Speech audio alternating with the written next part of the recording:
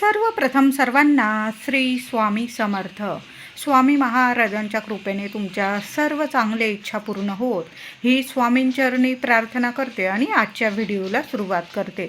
25 जुलै 2026 शनिवार दिवशी देवशयनी आषाढी एकादशी आलेली आहे. सोन्यासारखा दिवस आहे. प्रत्येक महिन्यात 2 पंधरवाडे म्हणजेच पक्ष असतात. एक शुक्ल पक्ष आणि दुसरा कृष्ण पक्ष. या प्रत्येक पक्षातील 11व्या तिथीला एकादशी म्हणतात. या एकादशीपैकी आषाढ आणि कार्तिक महिन्यातील एकादशी विशेष महत्त्वाची मानली जाते. आषाढातील शुद्ध एकादशीस भगवान श्रीहरी विष्णू झोपी जातात, त्यामुळे या एकादशीला शयनी एकादशी असे म्हणतात.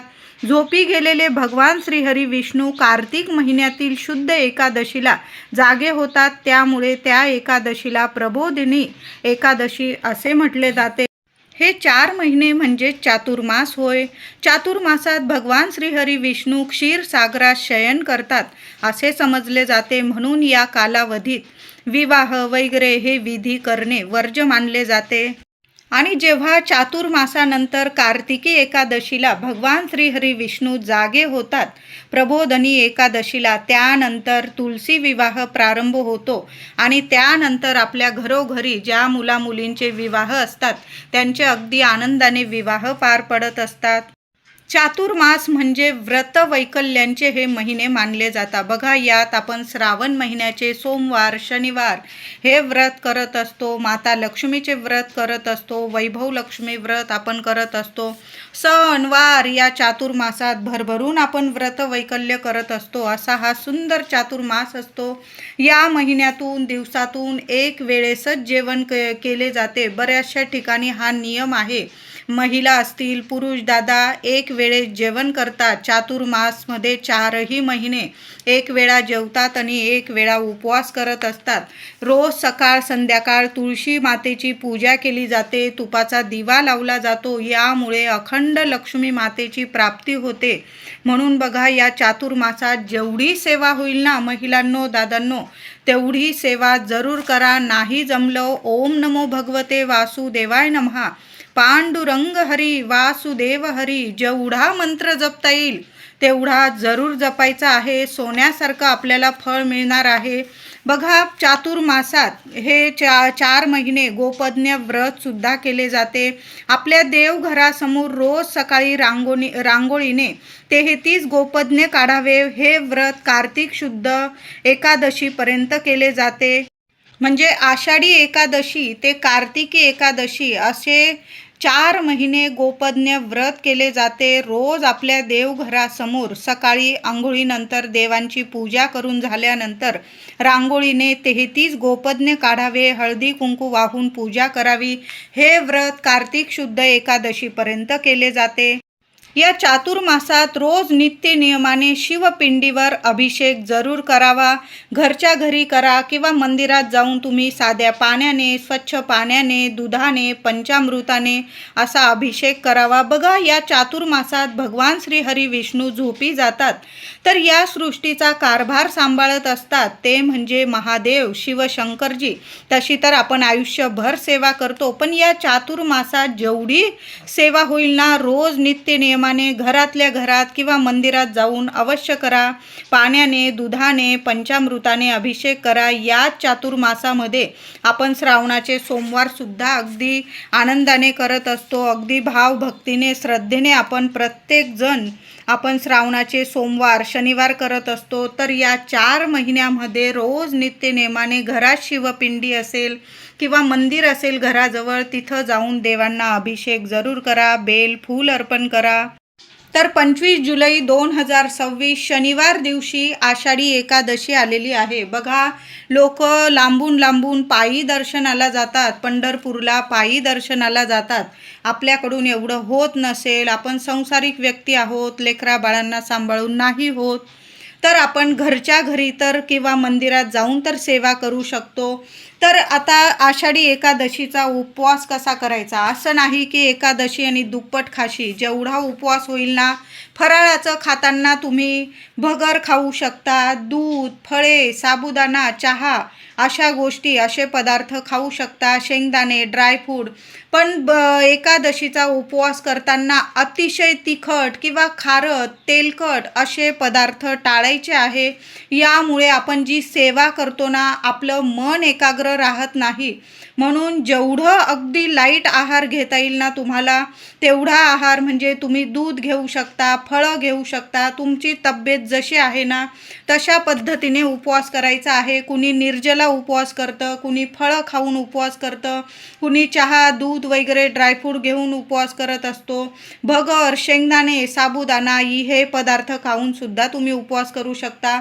आता आषाढी एकादशीचा उपवास दिवस रात्र असतो. म्हणजे आज आषाढी एकादशी आहे, दिवस रात्र दोन्ही वेळेला उपवास आहे. आणि दुसऱ्या दिवशी रविवारी 26 तारखेला, 26 जुलैला आषाढी एकादशीचा उपवास दुसऱ्या दिवशी सोडला जातो.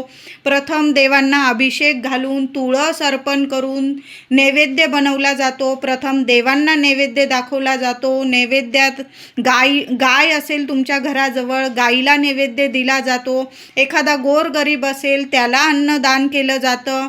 तर अशा पद्धतीने, आणि मग देवांना, गाईला नैवेद्य देऊन मग आपण दुपारी, म्हणजे 11-12 वाजेच्या आत तुम्ही उपवास सोडायचा आहे.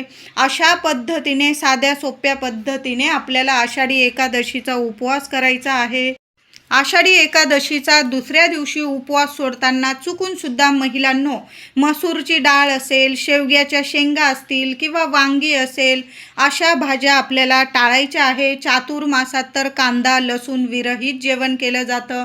पण एवढं नसेल तुम्ही पाळत तर मसूरची डाळ असेल किंवा अख्खा मसूर असेल, आषाढी एकादशीचा उपवास सोडताना हे पदार्थ टाळायचे आहे. शेवग्याच्या शेंगा असतील, वांगी असेल, हे पदार्थ तुम्ही टाळले तर अतिशय उत्तम. छान असा वरण भात, भाजी पोळी, साधी भाजी पोळी, वरण भात, शिरा किंवा काहीतरी गोडाचा पदार्थ असा बनवून देवांना, गाईला नैवेद्य दाखवा आणि मग उपवास सोडायचा आहे आपल्याला. आषाढी एकादशीला चिंच, जांभूळ, फणस ही फळं टाळायची आहे. त्याचबरोबर आषाढी एकादशीचा उपवास जी व्यक्ती करते किंवा नसेल करत तरी पण सर्वांनी काही नियमांचं पालन जरूर करायचं आहे. केस कापणे, नखे कापणे, आळशीप्रमाणे झोपून राहणे या गोष्टी तर अजिबात कोणी करू नका. दुपारी झोपणे, जरी तुम्ही रोज नित्यनियमाने दुपारी थोड्या वेळ झोपत असाल तरी पण आषाढी एकादशीला दुपारी झोपणं टाळायचं आहे. मांसाहार, मद्यपान, निंदा, नालस्ती, कुणाची फसवणूक या गोष्टी करू नका. नाहीतर मग आयुष्यभराचं पुण्य गमावून बसाल तुम्ही. मग कितीही देवदेव करा, त्याचा काहीच फायदा होणार नाही. कारण आषाढी एकादशीला या नियमांचं पालन सर्वांनी करायचं आहे. आपल्या पांडुरंगाला सर्व प्रिय आहे, प्रत्येक जीव प्रिय आहे. कुणाचाच अपमान या दिवशी करू नका. मौन धरून घ्या, शांत राहा. फक्त आपला पांडुरंग आणि आपण नामस्मरणात राहा, सोन्यासारखं फळ मिळणार आहे. म्हणून आषाढी एकादशीचा उपवास करा किंवा नका करू, पण या नियमांचं पालन जरूर करा. बघा, आपली पुढची पिढीसुद्धा याच गोष्टी शिकत असते. आपले व्रत, वैकल्य सर्व आपल्याकडूनच शिकत असते. म्हणून या दिवशी शांत राहायचं आहे. घरात असो, बाहेर असो, कुणाचाच अपमान करू नका. पांडुरंग आहे, कोणत्या रूपात येऊन जाईल आणि आपली परीक्षा घेऊन जाईल, दर्शन देऊन जाईल, सांगता येत नाही. आषाढी एकादशीला सर्वांनी लवकर उठायचं आहे आणि चिमूटभर हळद टाकून, थोडंसं गंगाजल असेल तर गंगाजल अवश्य टाका. त्याचबरोबर चिमूटभर हळद टाका. एखादं तुळशीचं पान असेल तुम्ही आंघोळीच्या पाण्यात टाका. लहान लेकरांपासून मोठ्या व्यक्तींपर्यंत हा उपाय सर्वांनी करायचा आहे. मानसिक, आर्थिक काही त्रास असतील, शारीरिक, मानसिक, संपूर्ण नष्ट होईल. भगवान श्री हरी विष्णूंचं, आपल्या पांडुरंगाचं नामस्मरण करा आणि आंघोळीचा हा उपाय सगळ्यांनी नक्की करायचा आहे. या दिवशी चुकून सुद्धा तांदूळ खायचा नाही. म्हणजे तुम्ही भात वगैरे शिजवत असाल तसं तर प्रत्येक घराघरामध्ये उपवास असतो. आपण भगर, साबुदाणा या गोष्टी करत असतो पदार्थामध्ये. तेच आपण देवांना पण नैवेद्य दाखवतो. एकादशीला देवाला नैवेद्य अवश्य दाखवायचा आहे. बऱ्याच लोकांना असा प्रश्न पडतो की आपला उपवास आहे, मग देवांचा पण उपवास आहे. देवांचा उपवास नसतो. देवांसाठी आपण मनुष्य उपवास करतो. जो तुम्ही फराळ बनवलेला असेल किंवा फळं वगैरे असतील, देवांना छान दोन्ही वेळेला नैवेद्य दाखवायचा आहे. आणि दुसऱ्या दिवशी जेव्हा आपण 26 तारखेला रविवारी उपवास सोडू आषाढी एकादशीचा, तेव्हासुद्धा वरण भात भाजी पोळी जो स्वयंपाक केलेला आहे, प्रथम देवांची अभिषेक करून पूजा करून तुळस अर्पण करून मग देवांना नैवेद्य दाखवा, गाईला नैवेद्य दाखवा आणि मग आपण उपवास सोडायचा आहे. हे नियम तर आषाढी एकादशीचा उपवास करताना जरूर पाळायचा आहे. सोन्यासारखं फळ मिळणार आहे. आंघोळीचा उपाय सर्वांनी लहानांपासून मोठ्यापर्यंत सगळ्यांनी जरूर करायचा आहे. आषाढी एकादशीला महिलांनो लवकर उठून आंघोळीनंतर आपल्या घराच्या उंबरठ्यावर हळदीचं लेपन जरूर करा. माता लक्ष्मीच्या पावलांची हळदी कुंकू फुलं अक्षता वाहून पूजा करायची आहे. दोन्ही हात उंबरठ्याला लावा. तुमच्या मनातील इच्छा माता लक्ष्मीला लक्ष्मीनारायणांना सांगायची आहे. आणि दोन्ही वेळेला आपल्या घराच्या मुख्य उंबरठ्याजवळ दोन्ही वेळेला झालं तर दिवे जरूर लावा. तुपाचा लावला गाईच्या तुपाचा तर अतिशय उत्तम. नाही जमलं जे देवांच्या दिव्यांसाठी तेल वापरता तुम्ही त्या तेलाचा दिवा लावला तरीही चालेल. या दिवशी एखादं तुळशीचं रोप लावता आलं तुम्हाला आषाढी एकादशीच्या दिवशी तर आवर्जून लावा. शनिवार आलेला आहे, तुळशीचं रोप लावा. नसल लावायचं, जी तुळस आहे अंगणात छान असं तुळशी मातेची पूजा सेवा करायची आहे. या दिवशी तुळशीला 2 चमचे का होईना गाईचं दूध अर्पण करा. चिमूटभर हळद अर्पण करायची आहे. तुळशीच्या मुळाशी हळद आपण अर्पण केल्याने तुळशीला किंवा झाडांना कुठलीही हानी पोहोचत नाही, उलट फुलतात फळतात झाडं. तर तुम्ही चिमूटभर हळद भगवान श्री हरी विष्णूंचा मंत्र जपा 21 वेळा. ओम नमो भगवते वासुदेवाय नमः. माझ्या प्रत्येक महिलेने आषाढी एकादशीला तुळशी मातेच्या मुळाशी चिमूटभर हळद भगवान श्री हरी विष्णूंचा मंत्र जपून हळद अर्पण करायचा आहे. हळदी कुंकू फुलं अक्षता वाहून तुळशी मातेची पूजा करायची आहे. आणि 1 रुपयाचं नाणं, आता 1 रुपयाचं नसेल, 5 रुपयाचं असेल, 10 रुपयाचं असेल, तुळशीच्या मातीत दाबून ठेवायचं आहे. संध्याकाळपर्यंत तरी ते नाणं हलवू नका. त्या नाण्याची सुद्धा साक्षात लक्ष्मी मातेची पूजा करत आहात तुम्ही. तुळशीची पूजा झाल्यानंतर तुळशीच्या मातीत जे नाणं असेल तुमच्याकडं 1 रुपयाचं, 2 रुपयाचं, 5 रुपयाचं, 10 रुपयाचं ते नाणं ठेवा आणि हळदी कुंकू फुलं अक्षता वाहून त्या नाण्याची पण पूजा करा. संध्याकाळी नाही, संध्याकाळी झालं तुम्हाला उचलता आलं, दुसऱ्या दिवशी आषाढी एकादशीचा उपवास सोडण्याआधी ते नाणं उचलून घ्यायचं आहे आणि तुमच्या तिजोरीत तुम्हाला एखाद्या लाल कपड्यात वगैरे बांधून तिजोरीत ठेवायचं आहे. वर्षभर 4ही दिशेंनी तुमच्याकडं पैसा खेचून येईल. पैसा कधीच तुम्हाला कमी पडणार नाही. छान उपाय आहे महिलांनो, करून बघा. कधीच तुमचा उपाय खाली जाणार नाही. भगवान श्री हरी विष्णूंची माता लक्ष्मीची छान ही सेवा आहे. करून बघा. सोन्यासारखं फळ अवश्य मिळणार आहे. एकादशीला श्री हरी विष्णूंना आणि तुळशी पूजनाला खूप महत्त्व आहे. तुळशीजवळ गाईच्या तुपाचा दिवा अवश्य दोन्ही वेळेला लावा. सकाळी सुद्धा आंघोळीनंतर दिवा लावा. तुळशी माता धन सुख समृद्धीचा भरभरून आशीर्वाद देते.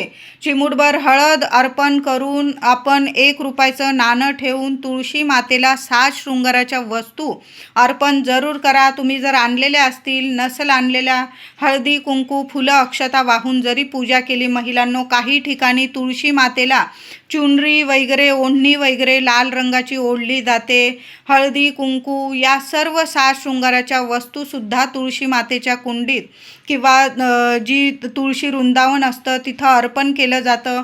तुमची जशी परंपरा आहे तशा पद्धतीने तुम्ही आषाढी एकादशीला तुळशी मातेचं पूजन करायचं आहे.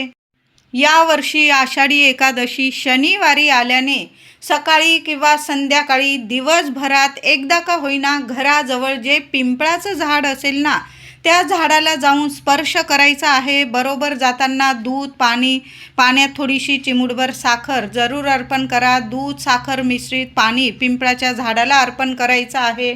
झाडाजवळ एक तुपाचा दिवा किंवा तेलाचा, तुम्ही दोन्हीपैकी एक दिवा लावू शकता. मातीची पंती जरी घेऊन गेला ती परत आणू नका. तिथं दीपदान करायचं आहे. आपल्याला पिंपळाच्या झाडाखाली दीपदान करायचं आहे.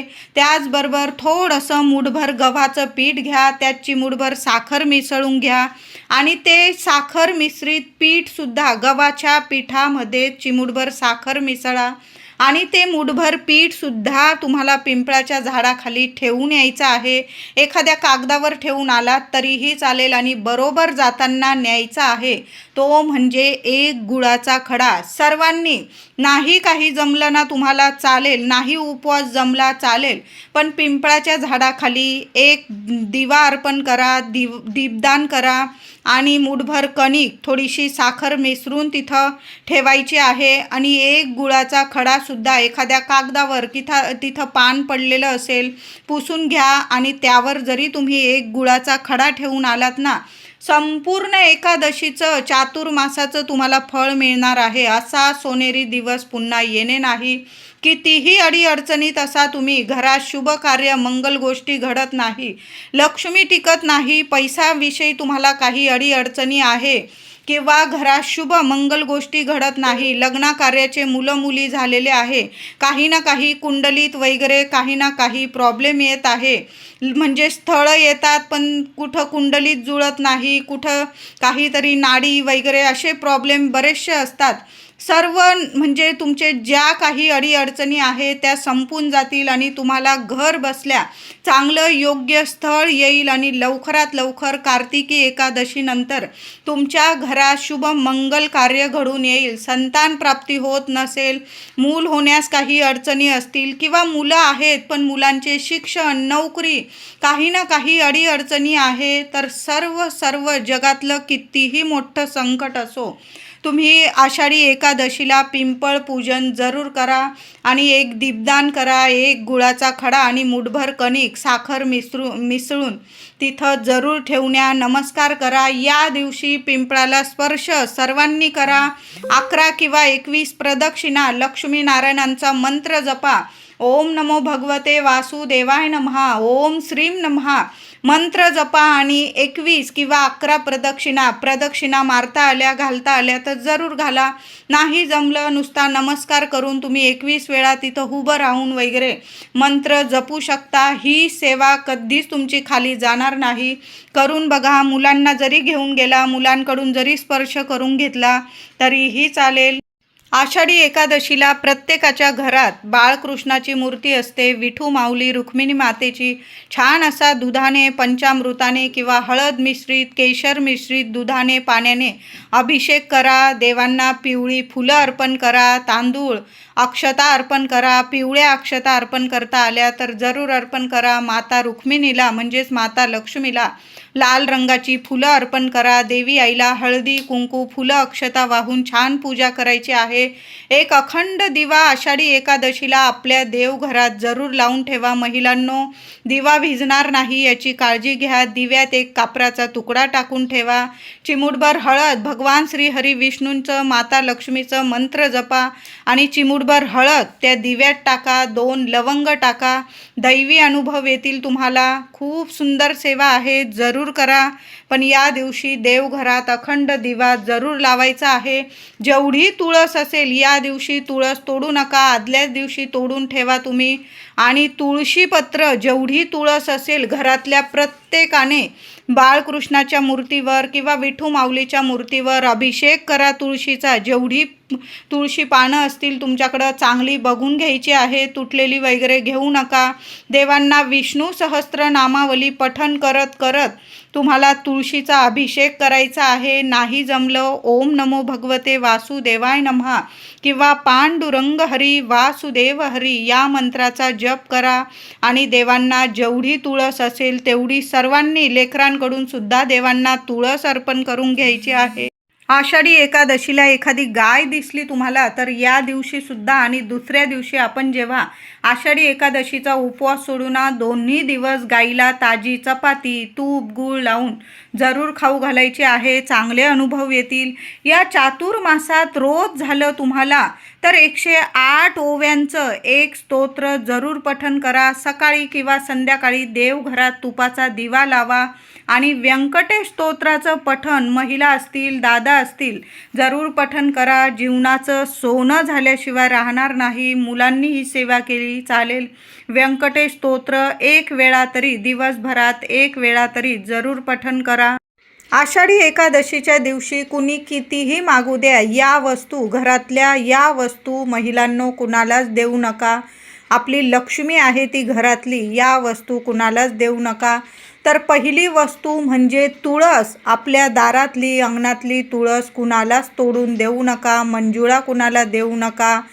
तुम्ही सुद्धा या दिवशी तुळस तोडू नका. आदल्याच दिवशी माझ्या दादांनी तुळस तोडून ठेवायची आहे. आपल्याला प्रत्येकाला आपल्या विठू माऊलीला बाळकृष्णाला तुळस वाहिला लागणारच आहे. सेवेसाठी तुळस लागणारच आहे. आदल्याच दिवशी तोडून ठेवा.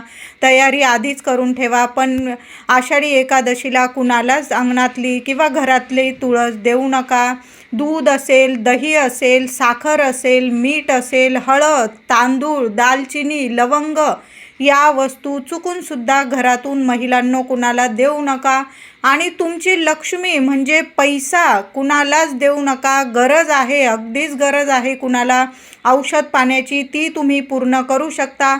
पण स्वतःच्या हाताने स्वतःचे पैसे तर अजिबात कुणाला देऊ नका. व्हिडिओ आवडला असेल तुम्हाला तर लाईक करा, शेअर करा, चॅनलला नक्की सबस्क्राईब करा. धन्यवाद.